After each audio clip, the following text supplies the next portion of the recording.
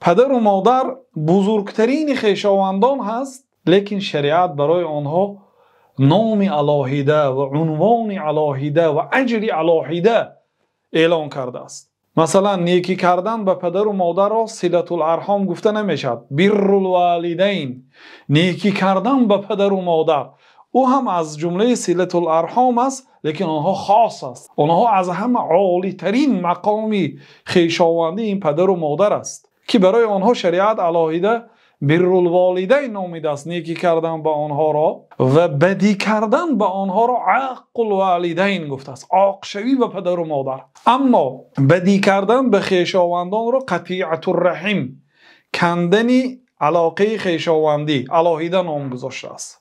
و خویشاوندان این البته پدر و مادر بزرگترین آنها هستند، لیکن برای پدر و مادر خیلی که در صحبت خویشاوندان و پیوست کردن آنها در شرح کتاب خطوات بیان کردیم، پدر و مادر مقام علاهیده دارند. نیکی کردن با آنها را الله تعالی و شریعت بر الوالدین نامیده است. نیکی کردن به پدر و مادر همسایه توحید در قرآن است. واعبدوا الله ولا تشركوا به شیئا و بالوالدین احسانا.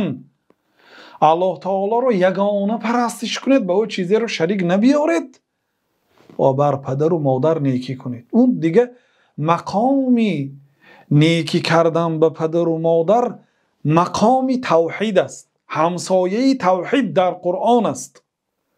اونم نیکی به خویشاوندان است، لیکن برای وی شریعت مقام علاهیده بر الوالدین داده است.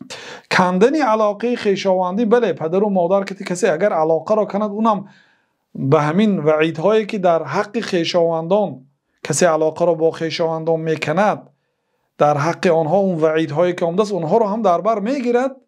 لیکن برای آن آدمی که با پدر و مادر علاقه را میکند جزای مخصوص آمده است. آنها را شریعت عق الوالدین نامگذاری کرده است. عاق پدر و مادر، عاق پدر و مادر این بزرگتر است از کندن علاقه با دیگر خویشاوندان.